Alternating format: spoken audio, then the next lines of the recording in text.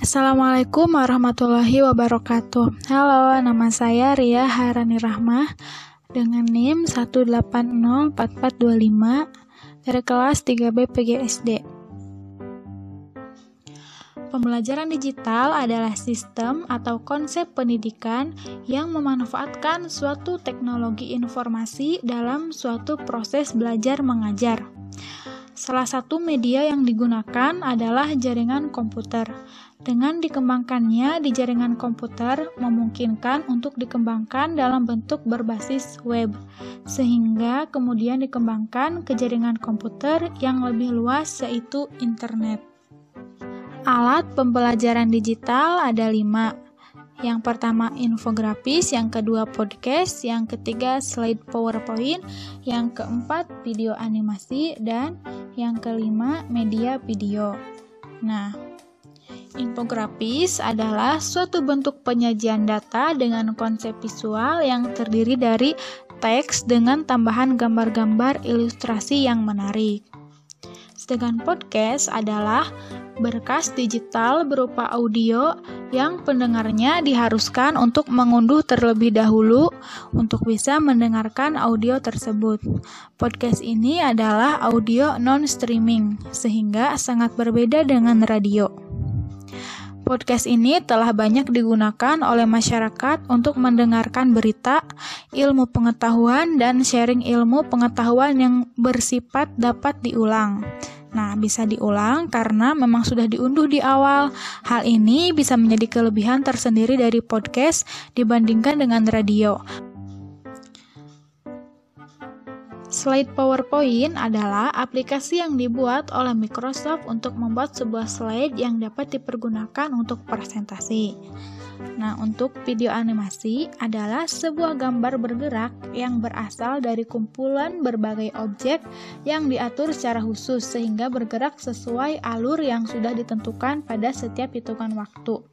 Objek yang dimaksud adalah gambar manusia, tulisan teks, gambar hewan, gambar tumbuhan, gedung, dan lain-lain.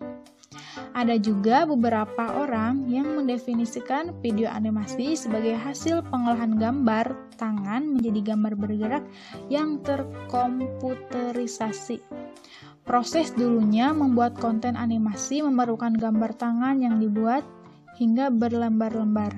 Namun dengan kemajuan di bidang teknologi, animasi tidak lagi dibuat di atas kertas, melainkan langsung di komputer.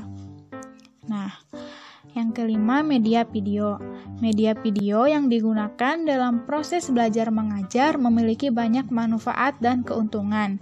Di antaranya adalah video merupakan pengganti alam sekitar dan dapat menunjukkan objek yang secara normal tidak dapat dilihat siswa seperti materi, proses pencernaan, makanan, dan pernapasan.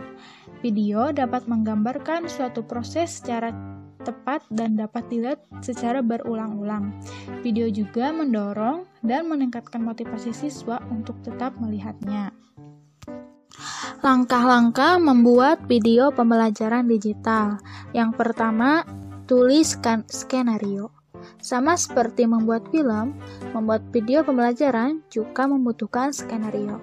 Skenario ini berfungsi sebagai pemandu kemana arah pembicaraan ketika direkam nanti. Tulis ringkasan materi bahan ajar yang nantinya bisa dibacakan di depan kamera. 2. Proses rekaman. Nah, bagi yang mempunyai kamera digital atau DSLR, boleh menggunakan kamera ini. Sediakan tripod dan lighting untuk mendukung proses rekaman agar lebih bagus dan stabil. Apabila tidak punya, sebenarnya bisa menggunakan kamera smartphone. Terlebih di masa kini, kamera smartphone pun sudah banyak sekali yang bagus dan jernih. Jika tidak yakin suara akan terekam dengan baik dan jelas, bisa juga menyediakan alat voice recorder atau menggunakan smartphone. Lalu, letakkan di saku baju atau yang dekat dengan mulut. 3. Cari ilustrasi. Ketika sudah merekam seluruh materi, langkah selanjutnya adalah memastikan video tersebut didukung oleh ilustrasi yang tepat. Misalnya saja tabel, diagram, animasi, gambar, atau data-data lain. Yang keempat, proses editing. Ketika rekaman video dan ilustrasi sudah terkumpul, saatnya mengedit video pembelajaran. Ada banyak software yang bisa digunakan, misalnya saja Movie Maker dari Windows, atau Adobe Premiere, Corel Video Studio, dan lain-lain.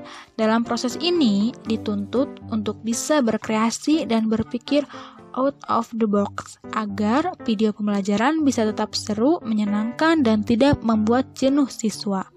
Jika video ilustrasi sudah tergabung, silahkan render video dalam format MP4 atau lainnya yang sesuai dengan ketentuan.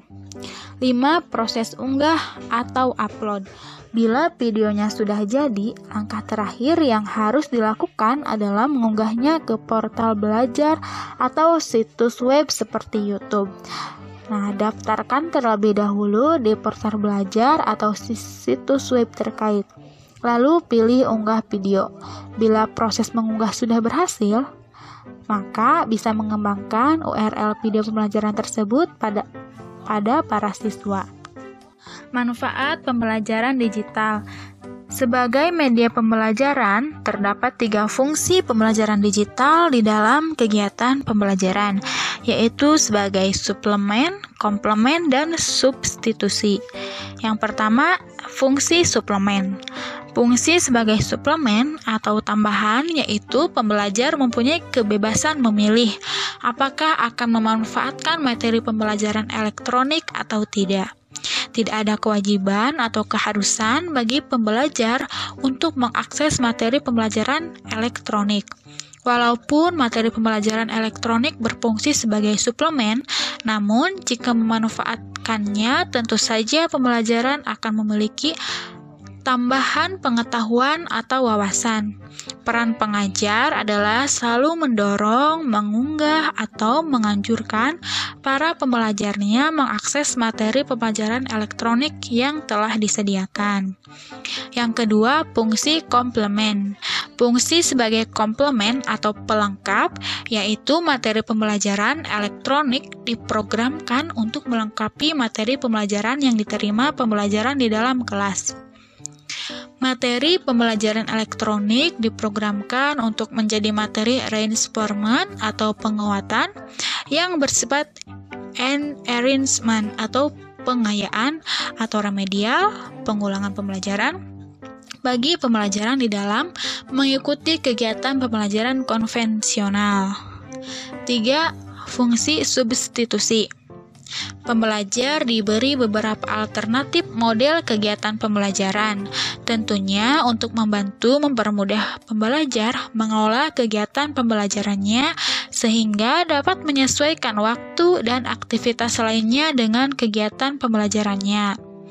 Ada 3 alternatif model kegiatan pembelajaran yang dapat dipilih pembelajar, yaitu mengikuti kegiatan pembelajaran yang disajikan secara konvensional atau tatap muka, atau sebagian secara tatap muka dan sebagian lagi melalui pembelajaran digital, atau sepenuhnya melalui pembelajaran digital. Sekian dari saya, kurang lebihnya mohon maaf. Wassalamualaikum warahmatullahi wabarakatuh.